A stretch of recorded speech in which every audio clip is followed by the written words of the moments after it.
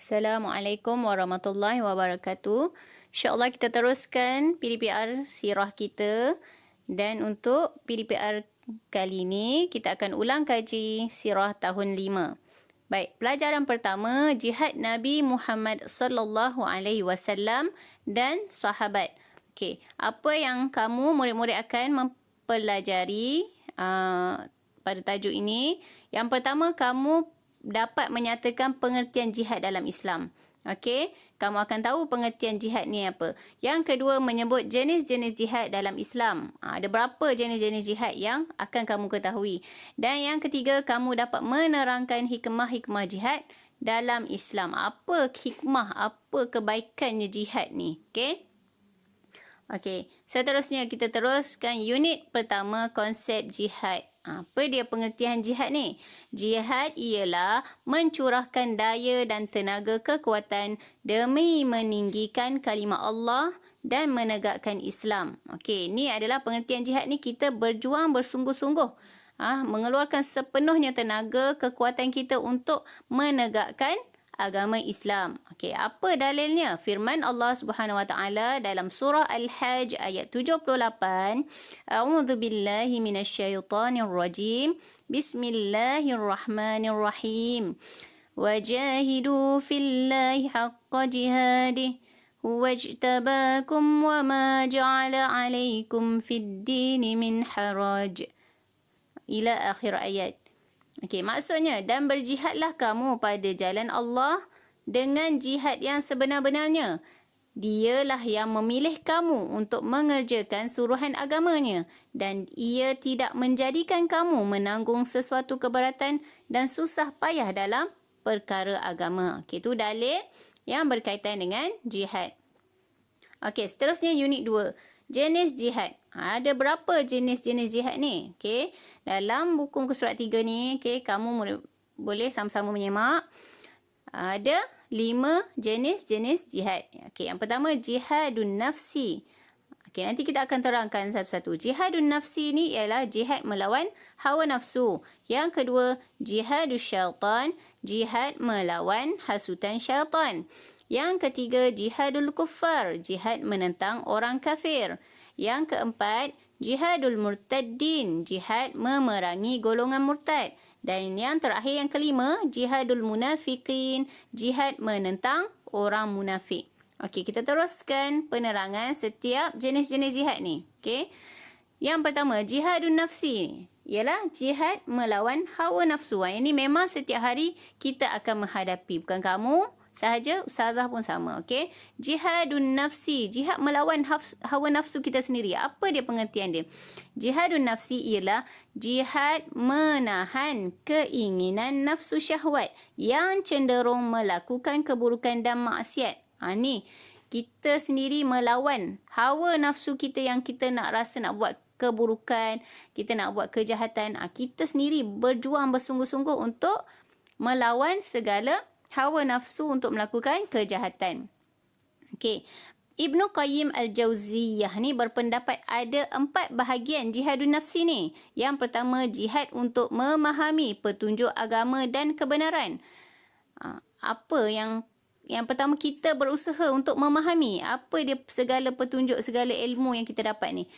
Yang kedua, jihad untuk mengamalkan petunjuk agama dan kebenaran. Dah kita faham, kita kena amalkan pula.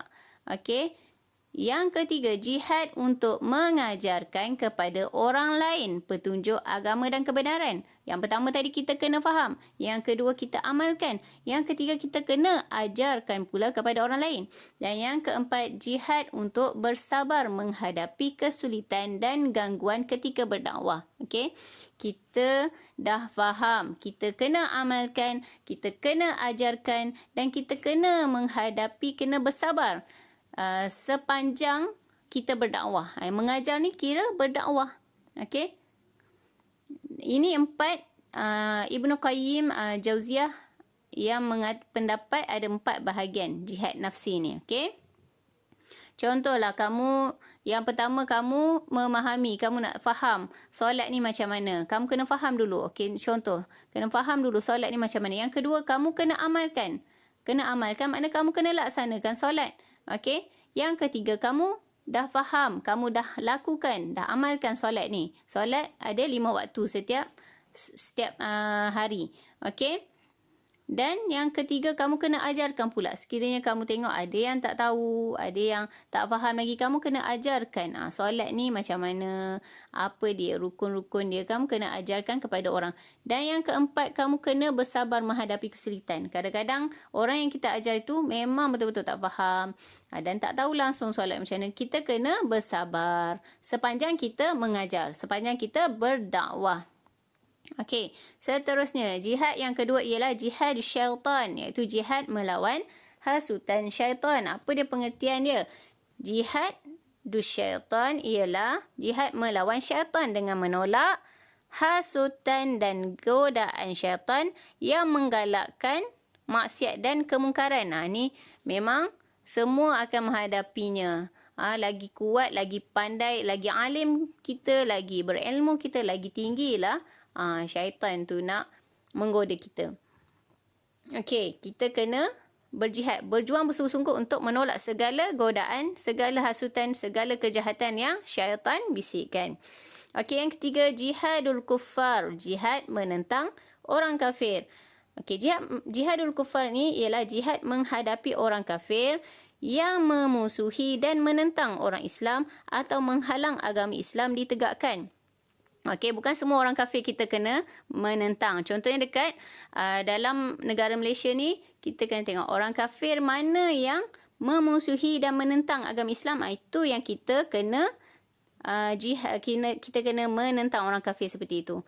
Okey, jihadul kuffar. Yang keempat ialah jihadul murtaddin. Jihadul murtaddin ni, ada perkataan murtaddin ni. Kamu dah boleh agak, maknanya jihad memerangi golongan murtad. Golongan murtad ni ialah jihad terhadap golongan orang yang keluar Islam dan menjadi kafir dengan cara mengemukakan hujah kebenaran Islam. Ni orang murtad ni adalah asalnya dia beragama Islam, kemudian dia keluar Islam dan menentang agama Islam. Walaupun dia tak menentang agama Islam pun, dia tetap dikira sebagai orang yang murtad. Okey, seterusnya yang terakhir, yang kelima, jihadul munafiqin. Ada perkataan munafik dalam munafiqin ni, ialah jihad menentang orang munafik. Apa dia orang munafik ni? Jihad al-munafiqin ni ialah jihad menghadapi orang munafik adalah dengan lisan, iaitu melalui hujah yang bernas ke atas mereka serta mencegah mereka daripada sikap kekufuran yang tersembunyi. Jihad orang munafik ni, daripada luaran kita nampak dia baik, bagus, tapi belakang kita dia akan cakap perkara-perkara yang tak baik tentang agama Islam. Contoh, dia masuk dalam agama Islam tapi depan kita buat baik, belakang kita dia akan cerita balik keburukan-keburukan dan menipu tentang agama Islam ni. Contoh, ni contoh orang munafik. Okey. Ini yang terakhir yang akan kamu ketahui tadi. Kamu akan mengetahui pengertian jihad.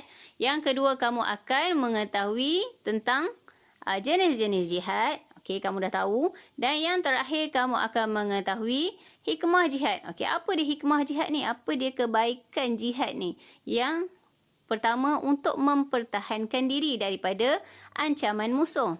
Okey, ini hikmah jihad ni. Bila kamu berjuang bersungguh-sungguh untuk menegakkan agama Islam, kamu dapat mempertahankan diri kamu sendiri dan mempertahankan agama Islam kita ni daripada ancaman musuh. Yang kedua, memelihara kebenaran dan kesucian agama Islam.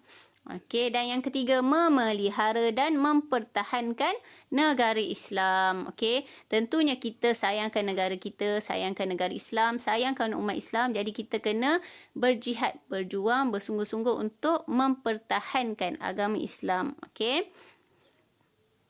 Okey, baiklah. Setakat itu sahaja. InsyaAllah kita akan sambung semula akan datang pada masa akan datang. Okey, Assalamualaikum warahmatullahi wabarakatuh.